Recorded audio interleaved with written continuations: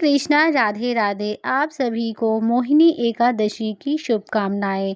आज की इस वीडियो में हम सुनाएंगे आप सभी को मोहिनी एकादशी व्रत कथा। एक बार अर्जुन ने भगवान श्री कृष्ण से कहा, हे मधुसूदन, बैसाख माह की शुक्ल पक्ष की एकादशी का नाम क्या है तथा उसके उपवास को करने का क्या विधान है? कृपा करके यह सब मुझे विस्तार पूर्वक बतलाइए। श्री कृष्ण ने कहा, हे अर्जुन, मैं एक पौराणिक कथा सुनाता हूँ जिसे महिष वशिष्ठ जी ने श्री रामचंद्र जी से कहा था। उसे मैं तुमसे कहता हूँ, ध्यान पूर्वक श्रवण करो। एक समय की बात है, श्री राम जी ने महिष वशिष्ठ से कहा, हे गुरु श्रेष्ठ, मैंने जानकी नंदिनी सीता जी के वियोग में बहुत कष्ट भोगे हैं, अतः मेरे कष्टों का नाश किस प्रकार होगा? आप मुझे कोई ऐसा व्रत बताने की कृपा करें जिससे मेरे सभी पाप और कष्ट नष्ट हो जाएं। महिष वशिष्ठ ने, हे श्री राम जी, आपने बहुत उत्तम प्रश्न किया है। आपकी बुद्धि अत्यंत कुशाग्र और पवित्र है। आपके नाम से स्मरण मात्र से ही मनुष्य पवित्र हो जाता है। आपने लोक हित में यह बड़ा ही उत्तम प्रश्न किया है। मैं आपको एक एकादशी व्रत का महात्म्य सुनाता हूँ। वैशाख माह के शुक्ल पक्ष की एकादशी का नाम मोहिनी एकादशी है। इस एकादशी का उपवास करने से मनुष्य के सभी पाप तथा कलेश नष्ट हो जाते हैं। इस उपवास के प्रभाव से मनुष्य मोह के जाल से मुक्त हो जाता है। अतः हे राम, दुखी मनुष्य को इस एकादशी का उपवास अवश्य ही करना चाहिए।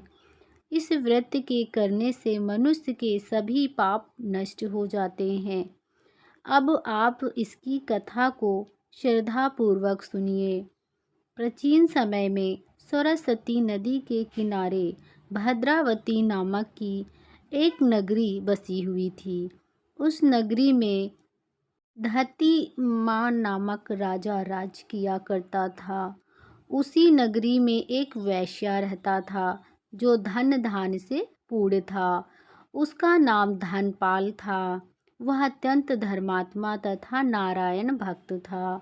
उसने नगर में अनेक नाले, प्यालू, कुएं, तालाब, धर्मशालाएं आदि बनवाए। सड़कों के किनारे आम, जामुन, नीम आदि के वृक्ष लगवाए जिससे पाठकों को सुख मिले। उस वैश्या के 5 पुत्र थे, जिनमें से सबसे बड़ा पुत्र अत्यंत पापी व दुष्ट था। वह वैश्या और दुष्टों की संगति करता था। इससे जो समय बचता था उसे वह जुआ खेलने में व्यतीत करता था। वह बड़ा ही अधम था। देवता, पितृ आदि किसी को भी नहीं मानता था। अपने पिता का अधिकांश धन वह बुरे कामों में ही उड़ाया करता था। मद्यपान तथा मांस भक्षण करना उसका नित्य कर्म था। जब अत्यधिक समझने बूझने पर भी वह सीधे रास्ते पर नहीं आया तो दुखी होकर उसके पिता और भाइयों ने उसे घर से बाहर निकाल दिया और उसकी निंदा करने लगे। घर से निकलने के पश्चात वह अपने आभूषणों तथा वस्त्रों को बेच बेच कर अपना जीवन यापन करने लगा। धन नष्ट हो जाने पर वैश्याओं तथा उसके दुष्ट साथियों ने भी उसका साथ छोड़ दिया। जब वह भूखा प्यास से मरने लगा तो उसने चोरी करने का विचार किया तथा रात्रि में चोरी करके अपने पेट का पालन करने लगा। किंतु एक दिन वह पकड़ा गया, परंतु सिपाहियों ने वैश्या के पुत्र को जानकर छोड़ दिया।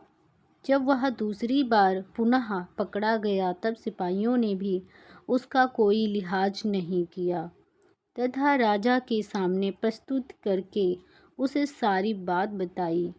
तब राजा ने उसे कारागार में डलवा दिया। कारागार में राजा के आदेश से उसे नाना प्रकार के कष्ट दिए गए तथा अंत में उसे नगर से निकाल दिया गया। अब वह वन में पशु पक्षियों को मार कर पेट भरने लगा। वह बहेलिया बन गया। धनुष बाण से वन के निरीह जीवों को मार कर खाने लगा और बेचने लगा। एक बार वह भूख एवं प्यास से व्याकुल होकर भोजन की खोज में निकला। तभी चलते चलते वह कौंडिन्य मुनि के आश्रम में पहुंच गया। इन दिनों बैसाख का महीना था। कौंडिन्य मुनि स्नान करके आए थे। उनके भीगे हुए वस्त्र थे। उन वस्त्रों में से पानी के छींटे मात्र से इस पापी पर पड़ गए, जिसके फलस्वरूप से उसे सद्बुद्धि की प्राप्ति हुई। वह अधम ऋषि के समीप पहुंचकर हाथ जोड़कर कहने लगा, हे महात्मा, मैंने अपने जीवन में अनेक पाप किए हैं। कृपा करके आप उन पापों से छुटकारा पाने का कोई साधारण तथा धन रहित उपाय बतलाइए। ऋषि ने कहा, तू ध्यान देकर सुन। बैसाख माह के शुक्ल पक्ष की एकादशी का व्रत कर। इस एकादशी का नाम मोहिनी एकादशी है। इसका उपवास करने से तेरे सभी पाप नष्ट हो जाएंगे। ऋषि के वचनों को सुनकर वह बहुत प्रसन्न हुआ और उनकी बतलाई हुई विधि के अनुसार उसने मोहिनी एकादशी का व्रत किया। हे श्री राम, इस व्रत के प्रभाव से उसके सभी पापों का नाश हो गया तथा अंत में वह गरुड़ पर सवार होकर विष्णु लोक को गया। संसार में इस व्रत से उत्तम कोई भी व्रत नहीं है।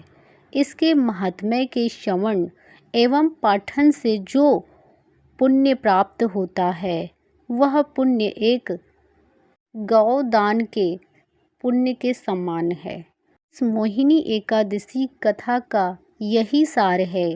प्राणी को सदैव संतों का संग करना चाहिए। संतों की संगत से मनुष्य को न केवल सद्बुद्धि की प्राप्ति होती है, अपितु उसके जीवन का उद्धार हो जाता है। पापियों की संगत प्राणी को नरक में ले जाती है। जय हो लक्ष्मी नारायण। कथा सुनने के बाद जयकारा अवश्य लगाएं। जय श्री हरि। ऐसी ही वीडियो देखने के लिए हमारे चैनल को सब्सक्राइब करें, लाइक करें और कमेंट बॉक्स में जय श्री हरि अवश्य लिखें। आप सभी को मोहिनी एकादशी की शुभकामनाएं। आप सभी का दिन मंगलमय हो।